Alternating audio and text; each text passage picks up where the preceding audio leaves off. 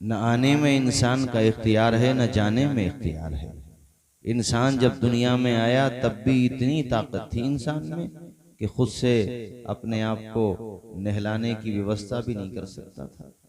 दूसरे ने नहलाया जब दुनिया में आया, और जब दुनिया से जाएगा तब भी दूसरे ही नहलाएंगे। जब आया तब भी रो रहा था, जब जाएगा तब भी रो रहा होगा, इल्ला ये कि नेक हो।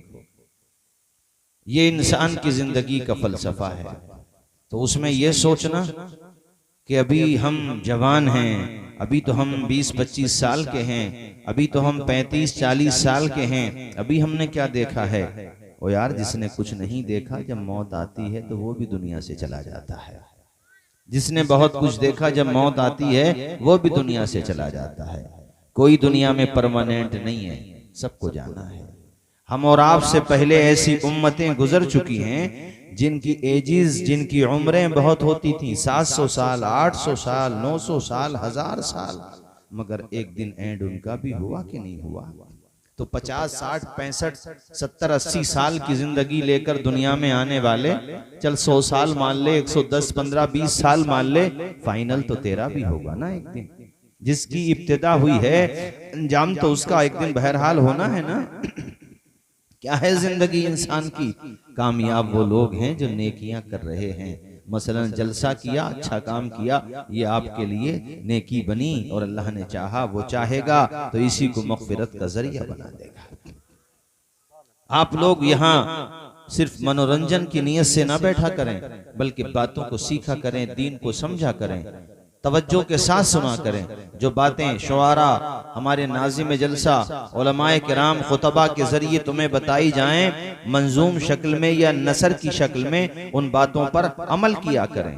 ये मन बना के बैठा करें कि यहाँ से हम चीजें सीख कर ले जाएंगे। हमें असबाक, हमें जो दर्स दिए जाएंगे उन्हें हम जहन नशी करके ले जाएंगे। इंसान की जिंदगी का क्या है, क्या पता आइंदा साल मछाइली में जो जलसा हो, उसमें, उस जलसे में हम में और आप में से कौन जिंदा रहे और कौन जिंदा न रहे। मौत आ जाती है जहां घर नहीं होता, बहुतों को तो कफन तक भी मैसर नहीं होता। 1903 में एक जज साहब थे, मिर्जा करके उनका नाम था, मेरे नाम जहन से निकल रहा अभी। इलाहाबाद हाई कोर्ट के जज थे, अंग्रेजों का दौरे हुकूमत था। उनकी जब डेथ हुई तो अभी भी उनकी कब्र है। उनकी कब्र पे जो खुतबा लगा हुआ है, और उस पे इंग्लिश में कुछ लाइनें लिखी हुई हैं, कुछ सतरें लिखी हुई हैं। उन लाइनों का मतलब यह है कि ए मुझे देखने वाले इंसान, एक दिन मैं वहीं पर था, तू आज जहां पर है। हाई कोर्ट का जज था मैं, लेकिन वहीं पर जहां आज तू है। और ज्यादा देख के गफलत में न पड़ना, तू भी वहीं पर आने वाला है आज जहां पर मैं हूं।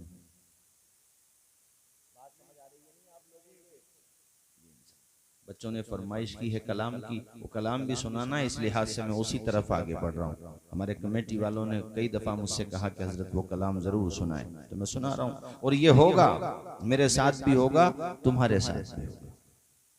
अगर इंसान को मौत ही ना आती तो जवानी क्यों जाती? ताकतवर अमीर लोग बालों के रंग चेंज कर सकते हैं दवाओं के जरिए से, मेहंदी लगा के, खिजाब लगा के, लेकिन उम्र को वापस नहीं ला सकते। ऐसा नहीं हो सकता कि 70 साल के बाद तुम ये चाहो कि तुम्हारी बॉडी में वो एनर्जी आ जाए जो 25 साल के वक्त थी। वक्त को वापस नहीं ला सकते। एक दिन अमीरों को भी जाना है। कुदरत का निजाम ही ऐसा है कि जिसकी आ गई तो जाना है उसे।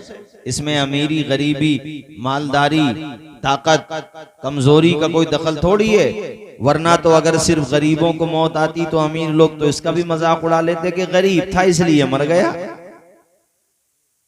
और मुझसे तो सच्ची बात पूछो तो गरीबों की जिंदगी में रब ज्यादा सुकून देता गहराई से जाओ तो, इसलिए कि अमीर कितने मिलेंगे जो बेचारे शुगर पेशेंट हो गए, वो ऐश की वजह से, हालांकि गरीब भी हो सकते हैं मगर ऐश की वजह से भागा दौड़ी नहीं करते, पसीना नहीं बहाते, शुगर पेशेंट हो गए। और किसी रीजन से जो होते हैं उनकी बात अलग है, मगर एक रीजन ये भी होता है जब पसीना नहीं बहता वो बैठे ही रहते हैं, ठल्लर हो जाते हैं, उनकी बॉडी काम नहीं करती, शुगर पेशेंट होते हैं, और भी बीमारियां पनपने लगती हैं।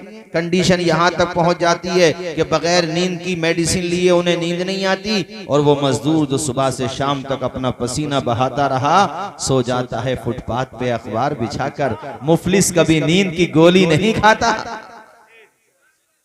वो गुड़ खा रहा है मगर मीठा खा तो रहा है। तुम्हारे वहां देसी घी के बने हुए बेहतरीन ब्रांड, एक से एक बेहतरीन मिठाई है, मगर डॉक्टर ने कहा हाथ मत लगाना वरना जान जा सकती है। होते हुए भी गूंगे हो गए। बेचारा गरीब गुड़ खा रहा, वो उसी में मस्त है। नहीं आई बात समझ में? कभी कभी गहराई में भी देखा करो जिंदगी को, तो तुम्हें समझ में आएगा। बड़े बड़े अरबोंपति खरबोंपति, अल्लाह की कसम नींद नहीं आती पूरी रात में। बोले यार उस वाले बैंक का लोन पे करना है और वहां का निपटाना है, वहां का ये करना है। तो भैया ऐसी दौलत से क्या फायदा जिसने तुम्हें डिप्रेशन दे दिया। उससे तो वो गरीबी भला जो 400 रुपए कमा के आया, अपने सीधी सारी दरी बिछाई और ऐसा सोया कि सुबह को उठ रहा जब आजान हो रही है। तो दौलत भी वही अच्छी जो उस्मान गनी का दीवाना बनाए। वो दौलत बेकार जो इंसान को फिरौन के रास्ते पे ले जाए। है दौलत आने के बाद आदमी गरीबों को न पहचाने। अबे इस दौलत पे इतरा रहा है, ये दौलत तो शद्दाद की न हुई, कारून की न हुई। कारून को मैं खजानों के जमीन में ले गई, तुम तो हो भी कहां के, किस जगह के? बोलो जोर से बोलो। मजदूरों की मजदूरी न दो, उन्हें परेशान करो, अपने सारे खर्चे पूरे करो। हैं ऐसी मालदारी से क्या फायदा? मालदार वो है जो अगर मजदूरी 500 रुपए की चल रही हो, पता चला ये गरीब है, छोटे छोटे बच्चे हैं इसके, अलग से 500 रुपए जेब में और रख दे, वो मुस्कुराता हुआ जाएगा। लबों की मुस्कुराहट जन्नत में जाने की बशारत बना देगा खुदाए पाक।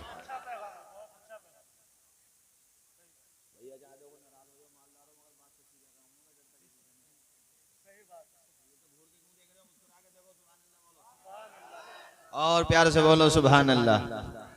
ये रिश्ता मोहब्बत कुछ इस तरह निभाओ, कुछ हम कदम बढ़ाएं, कुछ तुम कदम बढ़ाओ। अब अपने किसान भाई बेचारे रोडों पे हैं, तो हमारी भी तो जिम्मेदारी है। हम और आप भी तो फार्मर हैं। किस तरह से किसान मेहनत करता है, अन्न उगाता है, किस तरह से वो रातों को जागता है। जब दुनिया के ताकतवर लोग गर्म एसी चला करके सर्दियों में सो रहे होते हैं, सुबह में 4 बजे जैसे लाइट आती है वो ट्यूबवेल पे जाता है। आप तसव्वुर नहीं कर सकते, इतनी सर्दी में भी वो भागा भागा जा रहा है कि कहीं लाइट ऑफ ना हो जाए। अब तो अच्छी बात है लाइट बहुत आती है, वरना पहले किसान लोग लाइट का ऐसे इंतजार करते थे जैसे हमारे संभल के लोग ट्रेन का इंतजार आज तक कर रहे हैं।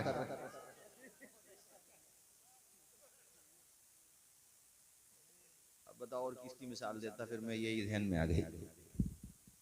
अब रतूपुर मझाइली वालों, और संभल की ट्रेन भी तो अजूबा है।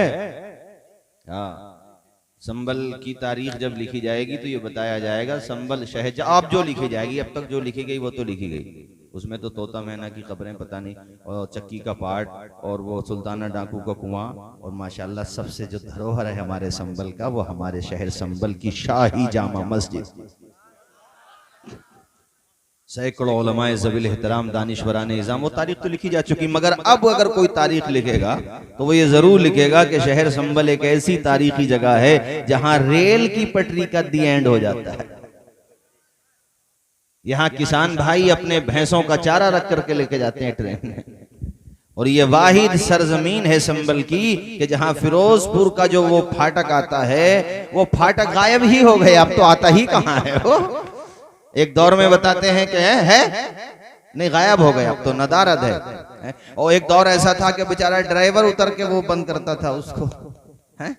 बेचारे जो पशु पालने वाले लोग हैं वो अपना चारा भर के ले जाते हैं। आप हाथ दे दीजिए तो रुक जाएगी। भारतवासियों को यकीन नहीं आएगा, मगर हमारे शहर संभल की किस्मत में यह अनहोनी लिखी हुई है, तो क्या करें। अभी इसमें भैया किसका कसूर है किसका नहीं, ये तो मैं नहीं करता, लेकिन बहरहाल ये फैक्ट तो है, तो बताना पड़ेगा जो है।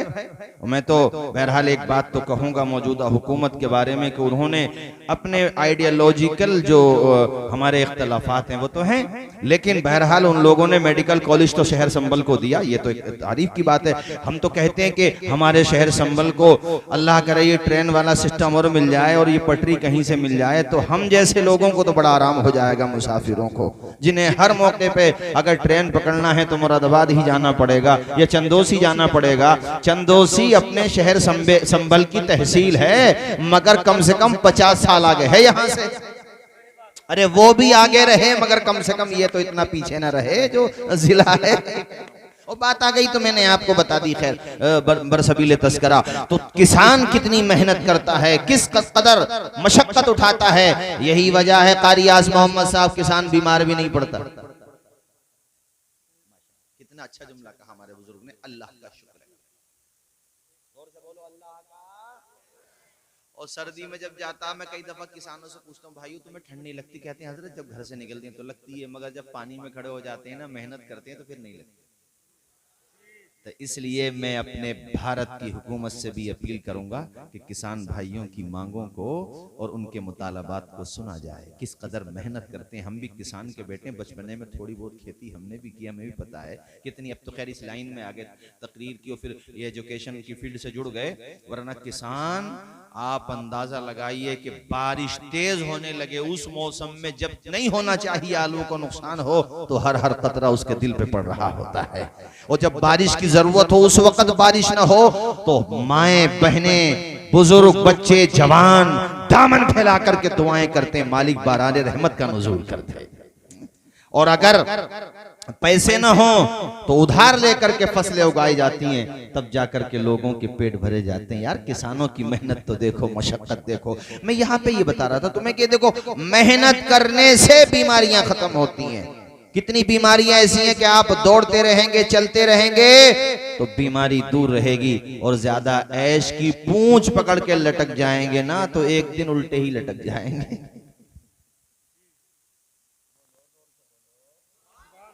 और जोर से मैं बताना ये चाह रहा हूं मेरे भाइयों, हमें आपको सबको दुनिया छोड़ के जाना, बहरहाल जरूर जाना है। एक दिन वो आएगा कि हमारा भी जनाजा जा रहा होगा, आपका भी जनाजा जा रहा होगा, और गोया के जाने वाला ज़बान हाल से कह रहा होगा, हश्र में फिर मिलेंगे मेरे दोस्तों।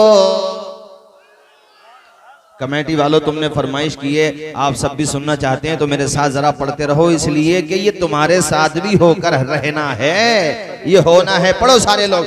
हश्र में फिर, औरतें आहिस्ता आवाज से, आप लोग बुलंद आवाज से। हश्र में फिर मिलेंगे मेरे दोस्तों, बस यही है मकाम आखिरी आखिरी। हश्र में फिर मिलेंगे मेरे दोस्तों, कहना सब जीत जी के है शिकवे गिले, आज से खत्म दुनिया के सब सिलसिले। शम्म ढलने को है, दम निकलने को है, शम्म ढलने को है, दम निकलने को है। अब है क़िस्सा तमाम आखिरी आखिरी। पढ़े। हश्र में फिर मिलेंगे मेरे, मुझको नहला के पे। कैसा बेबस पड़ा हुआ होता है इंसान कि अगर हाथ आपने इंतकाल के फौरन बाद सीधे नहीं किए ना तो फिर सीधे नहीं होते आसानी से। जिस रुखा पलटाओगे पूरा जिस्म पलटता चला जाएगा। तेरी रानाई, तेरी जवानी, तेरा रंग, तेरा ब्लड सब फीका पड़ गया। माँ रो रही है, बाप रो रहा है, घर वाले रो रहे हैं। बेटा तेरे कांधे पे घर का सारा बोझ था, तू चला गया। वक्त आया सबको रोता हुआ देख के चला गया। बाप है, छोटे छोटे बच्चे हैं, बच्चे मसैरी को पकड़ के रो रहे हैं, अपने बाप के कदम से चिमट के रो रहे हैं छोटे छोटे बच्चे। मगर जिसका वक्त आया, ला यस्तअखिरून साअतन वला यस्तक़दिमून। जब नहाया करो ना तुम लोग तो ये भी सोच लिया करो, आज मेरे हाथ काम कर रहे हैं, मैं सुन्नत के मुताबिक नहाऊं, पहले वुजू करूं फिर नहाऊं, वो दिन आएगा जब मैं बेबस पड़ा हुआ होगा, मुझे दूसरे ले रहा है। पाक रहा करो, ना पाक ना रहा करो जवानों। बहुत से जवान हैं जो अभी गुस्ल के 3 फर्ज तक नहीं जानते। हर चीज का रूल तो रूल होता है। आप आधार कार्ड बनवाएं, उसमें अगर फिंगरप्रिंट नहीं देंगे और उसकी नकल करेंगे यानी डुप्लीकेट बनाएंगे, पकड़ में आ जाएंगे, आधार कार्ड नहीं बना सकते। ऐसे ही पाकी का तरीका जब 3 फर्ज के बाद आता है, आप वो अदा नहीं करेंगे, 7 समंदर का पानी तुम्हारे ऊपर बिलफर्ज बहा भी दिया जाए तब भी तुम पाक नहीं हो सकते। रूल होता है। मगर मुझे दुख है मुसलमानों की हालत देखकर कि इन्हें मोबाइल का पासवर्ड याद है, इन्हें आज के हालात के बारे में काफी डिटेल के साथ नॉलेज है, मगर ये पाकी नापाकी के मसले नहीं जानते, ये हलाल और हराम के मसाइल नहीं जानते। कितने ऐसे हैं जिन्हें अत्तहियात है तो तअव्वुज़ व तस्मिया याद नहीं, तअव्वुज़ व तस्मिया याद है तो सूरह फातिहा याद नहीं, सूरह फातिहा याद है तो तकबीरात में गलती करते हैं, तस्बीहात में गलती करते हैं।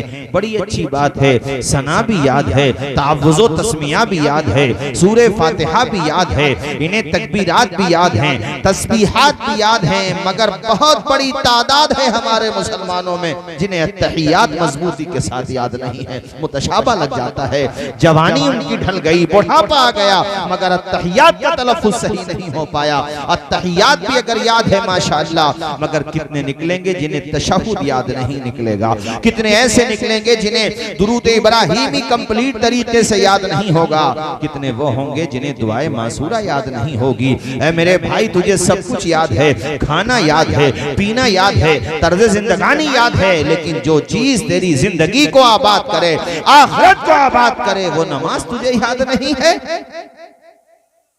हजारों जलसे हो हमारे मुआशरे में, लेकिन लोगों को नमाज याद ना हो, तो मुझे बताओ इन जलसों का जो फायदा होना चाहिए था वो नहीं हो रहा है। कितने ऐसे निकलेंगे मुस्लिम सोसाइटी में कि मेहनत करके अच्छी बात है, नमाज याद कर ली, मगर दुआए क़नूत याद नहीं होगी। हजरत कितने ऐसे होंगे जिन्हें आयतल कुर्सी याद नहीं होगी, बहुत ऐसे होंगे दुआए जनाजा याद नहीं। कितनों को मैंने अपनी आंखों से देखा है, आपने भी देखा होगा कि उनके अब्बा का जनाजा रखा हुआ है। लोग रतूपुर से आ गए, शाहपुर दसर से आ गए, लोदीपुर से आ गए, पाक बड़ा से आ गए, दूरो दराज से आ गए नमाज जनाजा में शिरकत करने के लिए, मगर खुद अपना बेटा जिसका बाप का जनाजा रखा हुआ है वो दूर खड़ा है, उसको कुछ भी याद नहीं। दुख की बात यह है कि उसे मसले का भी इल्म नहीं, हालांकि दुआए जनाजा याद नहीं भी थी, तब भी नमाज जनाजा में शरीक होना चाहिए था। अल्लाह ताला तेरी शिरकत को कबूल फरमाने वाला है, मगर उसको पता ही नहीं। दोस्तों के पास जाने का टाइम है, मगर इमाम साहब के पास जाकर के अपनी नमाज जनाजा दुरुस्त करने का टाइम नहीं। ये लम्हा जो शेर में बयान किया जा रहा, ये मेरे साथ भी होगा, तुम्हारे साथ भी होगा, सबके साथ होगा। जो आया है बोलो वो, आवाज आए वो। मुझको नहला के पहना दिया है कफन, रो चुके मिलके माँ बाप भाई बहन, साथियों अब उठाओ जनाजा मेरा, साथियों अब उठाओ जनाजा मेरा, है यही इंतजाम आखिरी पढ़े सारे लोग बुलंद आवाज से, हश्र में फिर मिले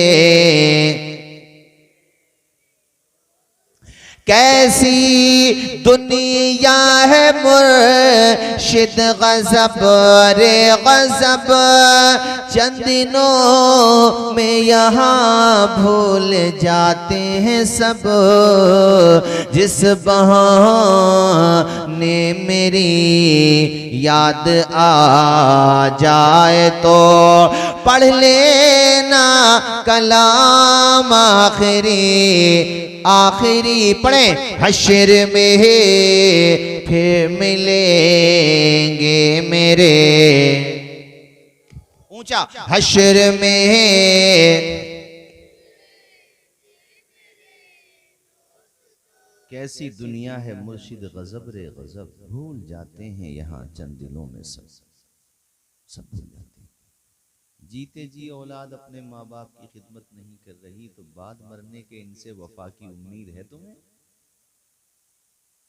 आज जीते जी लोग एक दूसरे का दुख दर्द सुनने को तैयार नहीं है तो बाद मरने के तुम्हें क्या इसाले सवाब करेंगे? इसलिए भैया अपने लिए नेकियां खुद करके जाओ। गलत बात तो नहीं कही मैंने? किसी पे क्या भरोसा।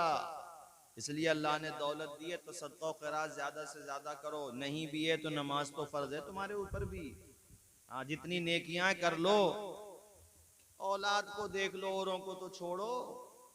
जिस बाप ने अपना खून पसीना बना करके बहा दिया सैफुल्लाह साहब, उस बाप से वो बेटा बैठक पे भरी भरी महफिल में भरे मजमे में कह रहा तुमने हमारे लिए कौन सा तीर मार दिया।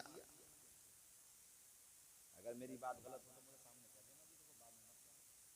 कह रहा कि नहीं कह रहा वो जवान? चार पंच जब समझा रहे हैं कि भाई अपने बूढ़े माँ बाप को तुम ही तो देखोगे इस वक्त। अब जब ये काम करने के लायक नहीं रहे, इनके पास कुछ नहीं है बेचारों के, सब कुछ जो कुछ था हाथ कटवा लिए, जो कुछ अपने नाम पे जमीन थी वो भी तुम्हें दे दी इन्होंने। तो अब तुम ही तो ख्याल रखोगे, 5 भाई हो, 6 हो, 7 हो, इन्होंने मजदूरी में सबको पाला और आज तुमने इन्हें घर से निकाला तो वो पांचों के पांचों लठ के लठ जाहिल गंवार कहीं के वो 4 पंचों में कह रहे कौन सा तीर मार दिया इन्होंने। हर बाप देता आया जायदाद अपनी औलाद को। लो ये उल्टा जवाब और सुन लो। कल को जब तेरी औलाद तुझे भेकर करेगी ना तब पता चलेगा तुझे। हर बाप अपनी औलाद के बारे में सोचता है कि वो बुढ़ापे में मेरा सहारा बने। कभी अपने बारे में भी सोच ले कि जिसका तू बेटा है तू भी तो अपने बाप का सहारा बन जा। आज अगर तू अपने माँ बाप का सहारा बनेगा ना, तेरे छोटे छोटे बच्चे तुझे देखेंगे कि हमारे अब्बा अपने अब्बा का कितना कहना मानते हैं, हमारे अब्बा अपनी अम्मा का कितना कहना मानते हैं। तो इंशाअल्लाह तेरी आल औलाद नाफरमान नहीं होगी बल्कि फर्मा बरदार हो जाएगी तेरी तरह। बात गलत हो तो बताओ मुझे, बोलो। क्या ये मैं गलत कह रहा हूं कि 5 भाइयों से 2 बूढ़े माँ बाप की खिदमत नहीं हो रही? सर्दियों का मौसम निकल गया, 5-6 साल का वही पुराना ब्लैंकेट और वही लिहाफ चल रहा है। अपने लिए नए कपड़े, अपने लिए नए का गरम से बेहतरीन कपड़े और अपने बूढ़े माँ बाप का वही टूटा हुआ चश्मा, वही पुराने कपड़े। बड़े ने कहा छोटा बनवा देगा, छोटे ने कहा मिजला बनवा देगा, एक दूसरे के ऊपर टाल रहे हो। मगर तेरे इस माँ बाप ने कभी तेरी तरबियत में, तेरी तालीम में, तुझे खिलाने पिलाने में कभी सौतेला बर्ताव नहीं किया जो तूने आज कर दिया इनके साथ। ये हिस्सा मैंने तकरीर में इसलिए ऐड किया है कि हर गांव में ये बला फैलती चली जा रही है। जैसे ही शादी हुई सबसे पहले अपने दिल से और फिर घर से निकालने की प्रक्रिया शुरू हो जाती है माँ बाप। 4 पंचों का और गांव वालों का डर ना हो तो आज की औलाद हजरत अपने माँ बाप को खाना भी नहीं खिलाती। बोलो, जोर से बोलो जरा।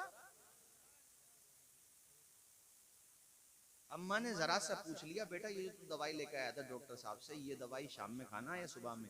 एक दफा तो बता दिया, दूसरी दफा जब पूछा तो तुमने सर पे आसमान उठा लिया कि तुम्हें यही काम करता रहूंगा, दिन भर दवाई बताता रहूंगा। माँ की आंखों में आंसू आ गए। कहा बेटे आज मैंने दवा को 2 बार पूछ लिया, तेरा पारा गर्म हो गया, तुझे गुस्सा आ गया। आज मुझे वो बात याद आई जब तू सिर्फ 2.5 या 3 साल का था, तोतली जबान से बोलता था, तेरे लब के अल्फाज सुनने के लिए मैं हीले बहाने तलाश किया करती थी। तेरी जबान से माँ का लफ्ज, अम्मा का लफ्ज, अम्मी का लफ्ज सुनने के लिए मैं हीले बहाने करती थी ताकि तू बोले। तू बोलता था मेरी दिन भर की थकान उतर जाती थी, तू बोलता था मेरे दिल को करार आ जाता था, तू बोलता था मेरे चेहरे पे मुस्कुराहट के गुलाब खिलने लगते थे। बेटे तू बोलता था मेरे घर में में बहारें आ जाती थी। मुझे अच्छी तरह से याद है कि तू बोलना शुरू किया था। एक दिन अपने मकान की सहन से एक परिंदा गुजरा था, तूने उंगली का इशारा करके तोतली जबान में मुझसे पूछा था, ए माँ ये क्या है? मैंने कहा बेटा ये चुड़िया है। तूने फिर पूछा, मैंने फिर बताया। तूने फिर पूछा, मैंने फिर बताया। तूने चौथी मर्तबा पूछा, पांचवी मर्तबा पूछा। मेरे लाल तू पूछता रहा, तेरी माँ बताती रही। आज मैंने 2 मर्तबा दवा को पूछा तो तेरा पारा गर्म हो गया, तेरा लहजा बदल गया, तेरा मूड डिस्टर्ब हो गया, तू गुस्से में भर गया। जानता है तूने मुझसे कितनी मर्तबा पूछा था? 45 या 50 मर्तबा पूछा था। मैंने 2 मर्तबा पूछा, तुझे गुस्सा आ गया, तूने 50 मर्तबा पूछा। जितना पूछने की तादाद बढ़ती थी उतनी ही मां की ममता बढ़ती चली जाती।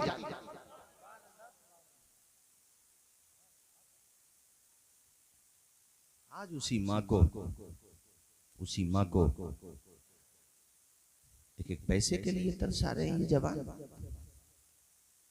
हमारे तो बुजुर्गों ने हमें ये वसीयत की है, नसीहत की है कि कुछ भी कमा के लाओ, शादीशुदा भी हो, बाल बच्चे वालों भी हो, तो माँ के हाथ पे रखो या अब्बा के हाथ पे रखो। उससे माँ बाप का दिल बढ़ जाएगा। वो 4 आदमियों में बैठ के मछाइली में बैठकों पे मस्जिद के दरवाजों के आगे वो कहेगा, मालिक ऐसा बेटा सबको दे जैसा बेटा अल्लाह ने मुझे अता किया। कहां लेके जाएगा तुम्हारा बाप? 10,000 में से कितना खा लेगा तुम्हारा बाप? 15,000, 50,000, 20,000 जो भी कमा करके लाए उनके हाथ पे रख दो, उनका दिल बड़ा हो जाएगा। खुद बाल बच्चे वाला है मगर आज भी मेरे साथ वही बर्ताव है इसका जैसा बर्ताव बचपने में था।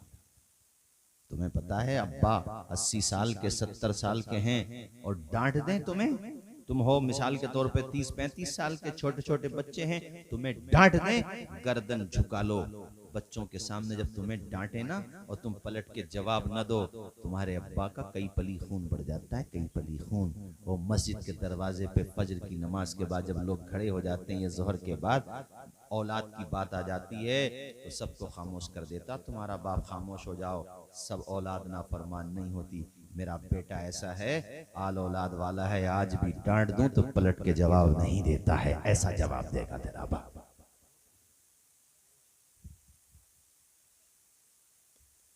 सूरज बाद में निकलता है, बाप कमाने के लिए पहले निकल जाता है। सर्दी हो या गर्मी या बरसात का पानी चला जाता है। 8 घंटे की दहाड़ी लगा के जब बाप रिटर्न होता है ना, रास्ते में जी चाहता बहुत सारी चीज़ों को खाने को, फल फ्रूट है, मिठाई है, 500, 600 या 1000 रुपये दहाड़ी के मिले उसे बेचारे को।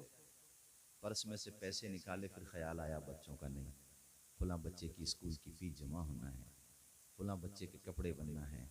अपने जज्बात को सीने में दफन जो हस्ती कर लेती है उसको बाप कहते हैं। मेरे भाई तकरीरों में जिक्र होता ही कहाँ है बाप का? भाई माँ का रुतबा तो बेशक बड़ा है मगर शान बाप की बड़ी है।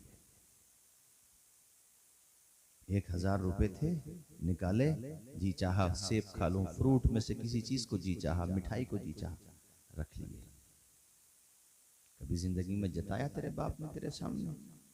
घर पे जब आया ना, थका हुआ था, भूख थी और थकान से चूर था बदन, लेकिन देखा मेरे छोटे छोटे बच्चे चारपाइयों पर, तख्त पर, फर्श पे चैन के साथ सो रहे हैं। अल्लाह की कसम लेके ये जुमला कह रहा हूँ कि चैन के साथ औलाद को सोते हुए देखकर माँ बाप दिन भर की थकान भूल जाता है, दिन भर की थकान भूल जाता है।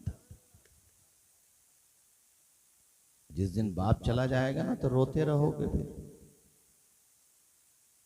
फिर रोते रहोगे। आज उनका बोलना, उनका डांटना, उनका समझाना, अरे बाप यही तो समझा रहा कि बुरी संगत में मत बैठो, जो लोग शराब पीते हैं उनके पास मत बैठो, जो जुआ खेलते हैं उनके पास मत बैठो, बुरों के पास बैठोगे तो बुरे हो जाओगे, चोरी चकारी करने वालों के पास मत बैठो। यही तो समझाता बाप, और क्या समझाता है? तो उसका समझाना बुरा लगता है तुम्हें? अपने दोस्तों के पास बैठने को, उनके साथ घूमने को, मोटरसाइकिल पर मटर गश्ती करने को वक्त है, अपने अब्बा के पांव दबाने का वक्त नहीं है तुम्हारे पास। वो डांट दे तुम्हें बुरा लगता है। याद रखना इस जुमले को, उनकी आवाज को बुरा समझने वालों, माँ के समझाने को बुरा समझने वालों, अगर ये आवाजें खामोश हो गई, कान तरस जाएंगे तुम्हारे, फिर ये आवाज सुनने को नहीं मिलेगी तुम्हें। ये लिख लो इस बात को आज। रोते रहोगे जिंदगी भर, आवाज सुनने को नहीं मिलेगी फिर। अरे दुनिया की बड़ी से बड़ी ताकत से टकरा जाए अपनी आल औलाद के लिए, उस हस्ती को माँ बाप के पेट से पत्थर बांध के तुम्हें खाना खिला दे, तुम्हें पाल के दिखा दे, उस हस्ती को माँ बाप कहते हैं। मैं कुरान शरीफ सुनाता था चौधरी सराय में, तो मेरे एक मुक्तदी रक्षा चलाते थे। आपकी उम्र होगी जैसे आपकी उम्र है, कितनी उम्र होगी आपकी? 60-70 तो होगी लगभग, है 60 तो है ना? नहीं तो हाँ, नहीं तो उनकी ज्यादा उम्र थी। उनकी उम्र, आपकी उम्र कितनी होगी? हाँ इतनी उम्र होगी उनकी, हाँ मतलब अच्छी खासी उम्र थी, रक्षा चलाते थे। एक दिन मैंने उनको बिठा लिया, मैं दारा शाह वाली मस्जिद में कुरान शरीफ सुनाता था, उसी मोहल्ले के रहने वाले। मैंने उनको हिजरे में कहा आप आना नमाज दुआ हुआ से फारिग तो आए। मैंने कहा यार, मैंने आपको कई जगह शहर में देखा रक्षा चलाते हुए, और सर्दी में भी सुबह के वक्त में भी देखा, चूँकि हम लोग तो प्रोग्राम से सुबह के वक्त में ज़्यादा जाते हैं। बेटे बेटे नहीं तुम्हारे इस उम्र में रक्षा चलाते हो, इतना जुमला मैंने कहा तो समझो किसी ने उनकी नब्ज पकड़ ली हो। इतना जुमला मेरी जबान से निकला तो उनकी आंखों से आंसू निकलने लगे। मैंने कहा माफ़ कीजिएगा, मेरा मकसद तकलीफ पहुंचाना नहीं था, लेकिन मुझे बड़ा अजीब सा लगता है जब मैं आपको देखता हूँ। फिर मेरे मुक्तदी भी हैं, मेरे ऊपर ये एक अखलाकी फ़र्ज़ बनता है कि मैं आपसे पूछूं। कि कहने लगे हज़रत, पुरानी बात हो गई, उन्होंने 4 बेटे बताए थे या 5, ये तो मुझे ठीक से याद नहीं रहा, कि कई बेटे बताए। तो हज़रत कई बेटे हैं, इसी रक्षा चला करके मैंने सबकी शादी की, सबको पाला पोसा जवान कर दिया। अगला जुमला कहते हुए उनकी ढारस बन गई। कहने लगे कि जब नंबर आया कि वो हमारा ख्याल करते, जो हमारे मैंने जायदाद मकान की शक्ल में जो जमा किया था, कहते हैं उसमें से भी मुझे रहने को कमरा नहीं दिया, मुझे और मेरी बीवी को। बेटी है उसकी शादी होना बाकी है, भाइयों ने बेसहारा छोड़ दिया माँ बाप को और अपनी बहन को। अब हजरत भीख तो मैं मांग नहीं सकता, अल्लाह ने जब तक जान बाकी रखी है, खुददार आदमी थे, कहने लगे जब तक जान बाकी है इसी रक्षे को खींच करके मेहनत मजदूरी करके अपनी बच्ची के हाथ पीले कर जाऊं, बस यही मेरी ज़िंदगी का आखिरी मकसद है। कई बेटों को पाला पूछा, अरे ऐसी औलाद होने से तो बे औलाद होना अच्छा है। कभी अपने माँ बाप की ज़बान पे ऐसे जुमले आने का मौका ही ना दो कि तुम्हारा बाप कहे कि ऐसी औलाद होने से बे औलाद होना अच्छा। बहन को भी छोड़ दिया, माँ बाप को छोड़ दिया। ये सिर्फ मैंने एक मिसाल दी है, तलाश करो तो मैं मछाइली में ऐसे लोग मिल जाएंगे, रतूपुर में मिल जाएंगे कि उनके माँ बाप ने उनके लिए हस्ती फना कर दी। अभी तो मैंने एक अजीब वाकया सुना, यहाँ गजरोला से आगे एक शख्स जो है करोड़पति है, मुझे मेरे ड्राइवर ने बताया, उसने उसकी पार्टनरशिप में काम किया था, बताने उसने घर भी दिखाया बाज़ाब्ता, कह रहा था ये करोड़पति इंसान है और इसकी माँ लकड़ियां जमा कर करके अपना पेट पालती है। मुसलमानों की बात बता रहा हूँ, अरे तुम पे अजाब नहीं आएगा तो क्या होगा, तुम तबाह हो बर्बाद नहीं होगे तो क्या होगे। अपने घरों में तुमने अपने माँ बाप को जलील कर दिया, उनको रोटी रोटी के लिए तरसा दिया, खाने के लिए तरसा दिया, एक एक लुकमे के लिए तरसा दिया। अरे तुम्हें इज्जत कहां से मिलेगी?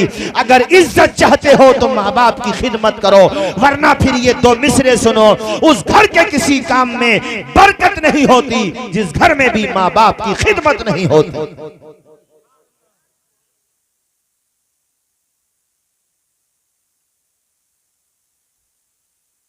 वरना जो माँ बाप के फर्मा बरदार हैं वो स्टाम्प पे लिखवा दें मुझसे। वैसे स्टाम्प पे लिखने की जरूरत नहीं है, मगर फिर भी मैं कह रहा हूं लिखवा लें। जो माँ बाप का फर्मा बरदार है उसकी किस्मत चमकेगी जरूर।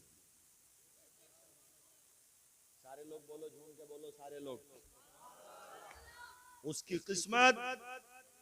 कल से ही शुरू करो ये अमल, घर से जब निकलो। हमने तकरीरों में सैकड़ों दफा बताया कि कुछ लोग तो अमल करेंगे। घर से निकलो, मुंबई जा रहे हो, दिल्ली जा रहे हो, अहमदाबाद, मैं तो कहता हूं मुरादाबाद, घर से निकलो, माँ जिंदा है, माँ को बताओ ऐसे ऐसे जा रहा हूं माँ, शाम तक आ जाऊंगा, 1 हफ्ते में आ जाऊंगा, 1 महीने में आ जाऊंगा। और माँ से कह दो माँ जरा सर पे हाथ रख दे। बॉडी गार्ड भी वो सिक्योरिटी नहीं दे सकता जो माँ का हाथ सिक्योरिटी दे देगा। जुमला अगर कीमती हो तो जरा मचल के बोलो सुभान अल्लाह। और वो माँ जो दिल से दुआ देगी, घर से तू निकलेगा, उसकी आंख से आंसू निकलेगा, और आंसू को अल्फाज का पैरहन मिले ना, वो आंसू कहेगा मालिक मेरे बेटे की हिफाजत करना। फिर निकलते हुए मस्ती के साथ झूमते हुए मुनव्वर राना साहब के ये 4 मिसरे पढ़ लेना, हमारे कुछ गुनाहों की सजा भी साथ चलती है, अब हम तन्हा नहीं चलते, दवा भी साथ चलती है, अभी जिंदा है माँ मेरी, मुझे कुछ भी नहीं होगा, मैं घर से जब निकलता हूँ दुआ भी साथ चलती है।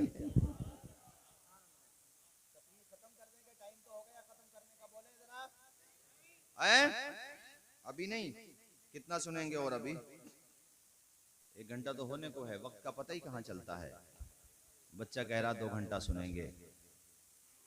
बहुत ऊंची इमारत हर घड़ी खतरे में रहती है, बुलंदी देर तक किस शख्स के हिस्से में रहती है, ये ऐसा कर्ज है जिसको अदा में कर नहीं सकता, मैं जब तक घर ना पहुंचूं माँ मेरी सजदे में रहती है। आप चंद भाई हो, जहां तक आवाज जा रही है सबसे कह रहा हूं,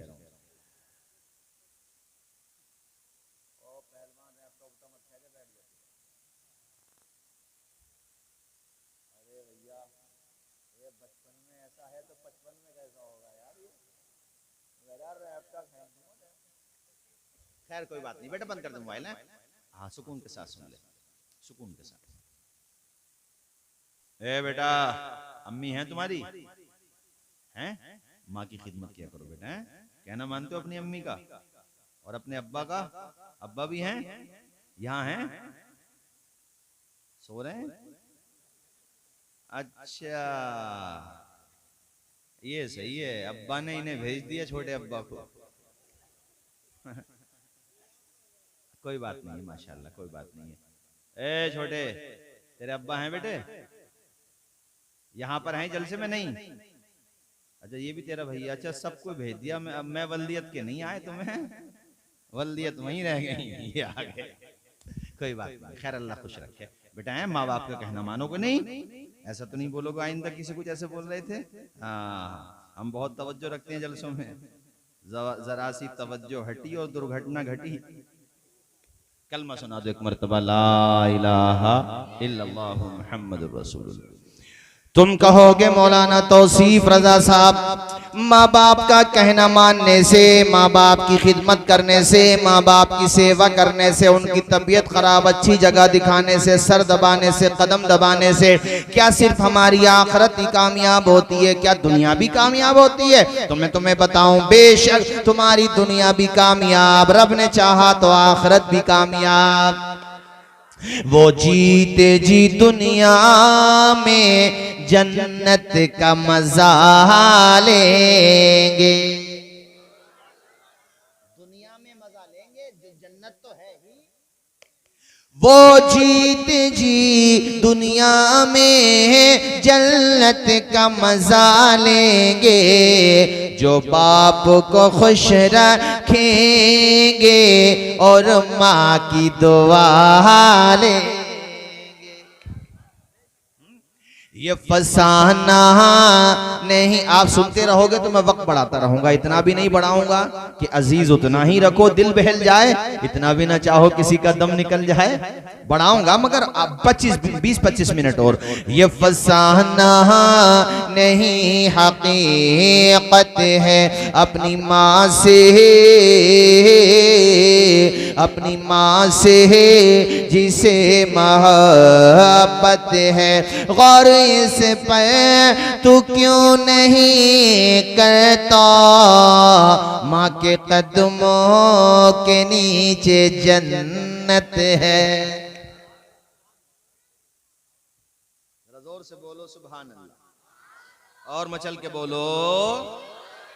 तुमसे मैं ये कह रहा था, कई भाई हो, कोई एक ऐसा भाई है तुम्हारा, वो नहीं करना चाहता माँ बाप की सेवा, तो तुम गलत रोंग यानी गलत रास्ते पे, रोंग वे पे मत जाना उसकी तरह, बल्कि तुम जहन में ये बिठा लेना, किसी को घर मिला हिस्से में या कोई दुकान आई, मैं घर में सबसे छोटा था, मेरे हिस्से में माँ आई।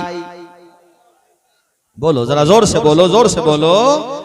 मैं जानता हूँ यहाँ पे ऐसे लोग भी बैठे सभी तरह के हैं। तुम माँ बाप से मोहब्बत करते हो तभी तुम माँ बाप के नाम पे इतना मचल रहे हो माशाल्लाह। तुम्हारे चेहरे गुलाब की तरह खिल रहे हैं। तुमसे कुछ वीकनेस, कुछ कमी, कुछ लापरवाही हो गई हो तो आइंदा तो नहीं होगी। बोलो आइंदा तो नहीं होगी।